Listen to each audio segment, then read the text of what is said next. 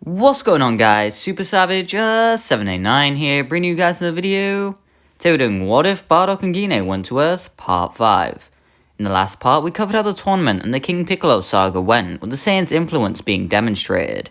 King Piccolo was a pushover for the humans, leading to a quick demise at his hands. He spat out an egg, leading to a debate about if he should survive or not. Ultimately, the Sun family ended up adopting the egg, which is where we'll pick up from.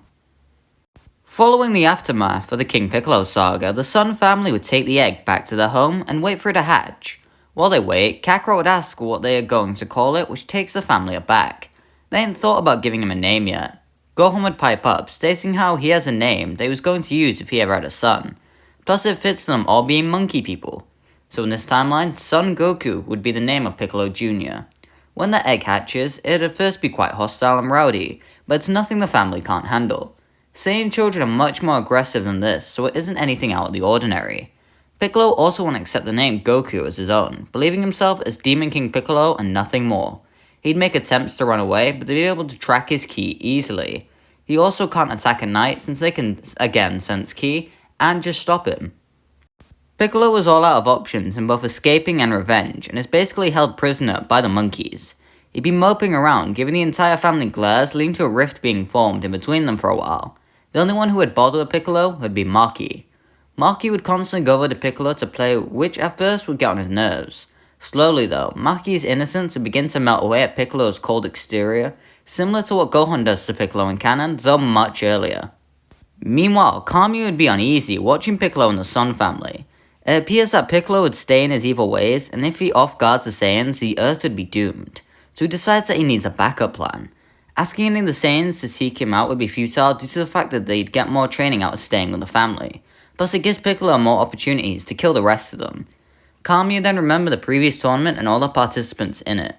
Out of the 8 that fought, the strongest human appeared to be the bald-headed boy. Upon doing some research, he'd figure out his name is Krillin and would telepathically contact him, asking him to come to the lookout for training. He'd of course agree and would do just that.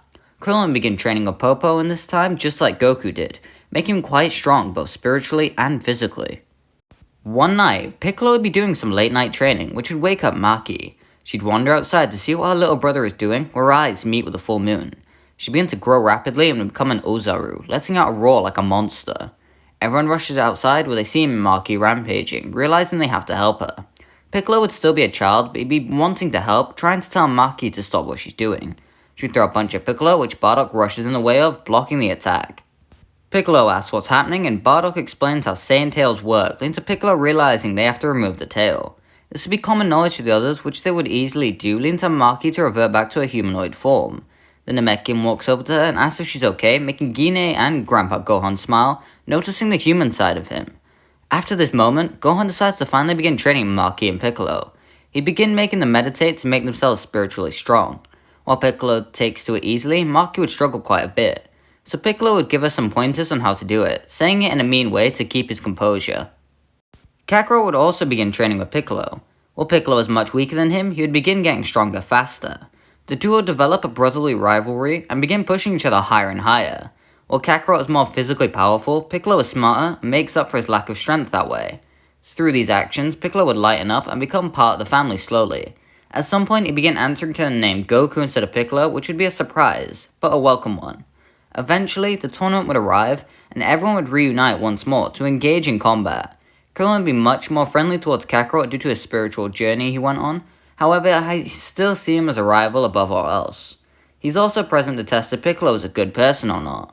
Bulma would also be here, where she'd be shocked, seeing Kakarot looking so attractive. Before she can talk to him, the tournament would call for last entries, meaning all the fighters head off to register. There'd be a change to the tournament roster here, however. Chi-Chi wouldn't be present since she never developed an attraction to Kakarot, nor did he promise to marry her. Instead, I believe she'd be in the crowd to spectate. Replacing her would be Maki in the roster. In the first fight, it'd be Tao Pai Pai up against Ten Shinhon. Tao isn't stating anything like what he did regularly here, which is rather notable. Instead, he'd ask Ten about why he chose not to be an assassin any longer. He explains how he learned the meaning of martial arts, and that was more rewarding to him than being an assassin. The fight would then begin between the duo, being much less deadly than in canon and more of a traditional fight. Without exchanging words, Tenchinon can feel something different in the man he used to idolize. Ultimately, Tenchinon would defeat Tao Pai Pai by ring out. On the sideline, Shen would shout for his brother to finish him off and not to blemish the Crane name. Tao tells Shen that they always have next time to defeat him. Enraged at his brother's softness, Shen goes to fire a Dodonpar at him. Before he can though, Roshi intervenes and kicks Shen into the sunset. Tao would leave, with it being evident to everyone he has changed. Next up is Kakarot against Maki. Obviously, Kakarot is stronger than his baby sister, however he'd be using the fight as a test to see what she can do. Piccolo would be shouting at her from the sidelines on what to do, allowing her to do better under her mentor's orders. Kakarot would still win, though it would be a good match. After that would be Piccolo against Krillin. The human would be sizing up his Namekian opponent as they enter the arena, trying to see past his kind facade. The duo would then engage in combat. Despite his training with Kami, Krillin is still no match for Piccolo. Even the Kienzon, Krillin's ace in the hole, is proven ineffective against Namekian physiology, as Piccolo merely regenerates the wound caused by the attack. Piccolo would end up defeating Krillin, however the monk can tell he isn't evil like his father was. Kami wouldn't need to control anyone here, especially after Krillin informs him of Piccolo's moral alignment, so Yamp should merely defeat whoever his opponent would be. Moving into the second round, Kakarot against Tenchinon is very similar to the canon fight, except here Kakarot doesn't have weighted clothing.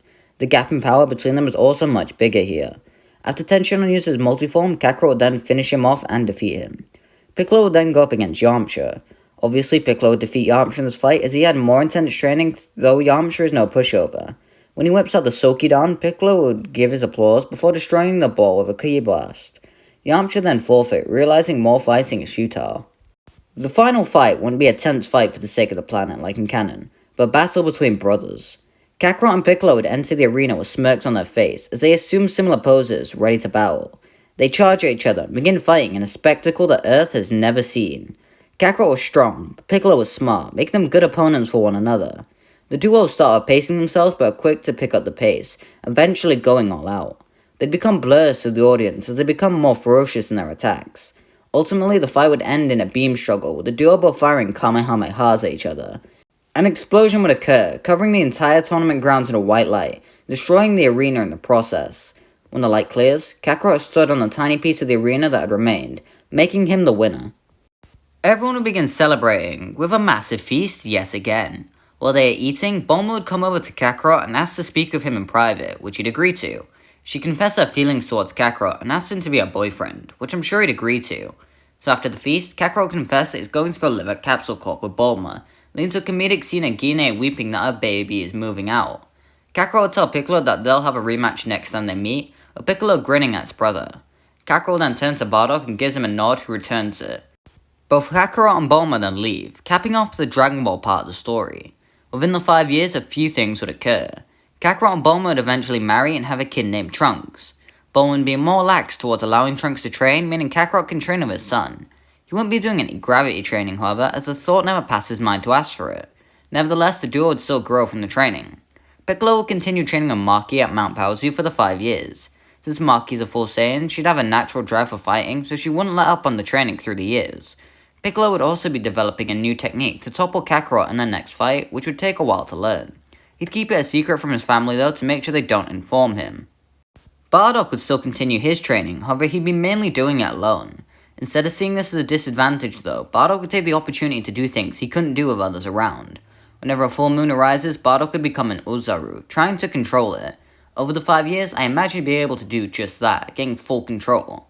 As for the humans, they'd be easing up on their training. The strongest would still be Krillin though. He'd be trying to perfect the skills he already has rather than trying to break his limits or learn anything new. After 5 years, there'd be a reunion held, however here it's at Capsule Corp instead of Kame House. This is due to the many more people who'd be in attendance. The entire Sun family as well as the Kame House residents would head over to Capsule Corp where a big party would be held. Everyone would be relaxing and socializing. While Kakarot wants to spar with Piccolo or maybe Krillin, Bulma shouts at him to just enjoy the party and not be a knucklehead for once. Meanwhile, somewhere else on Earth, a spaceport would land from the depths of space. Raditz would arrive on Earth, looking for his brother like he typically would. After killing the farmer, he'd turn on his scouter, finding a bunch of abnormal power levels all hoarded together. Statistically, Kakarot must be there, so he'd fly in that direction.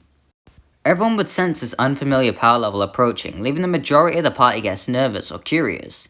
Gine would begin to tear up as she walks over to Bardock's side. The old Saiyan would smirk as he waits in anticipation, stating how it's about damn time he show up. Raditz would show up, stunned at what he sees.